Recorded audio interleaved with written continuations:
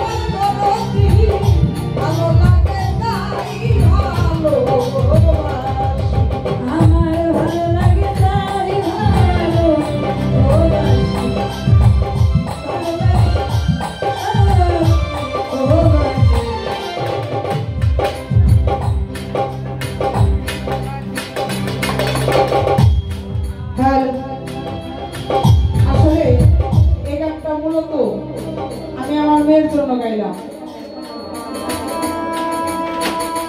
আজকের নয় ভালোবাসা হয়েছে অনেকদিন, তোরই কথা ভাবতে ভাবতে দেহ করলাম।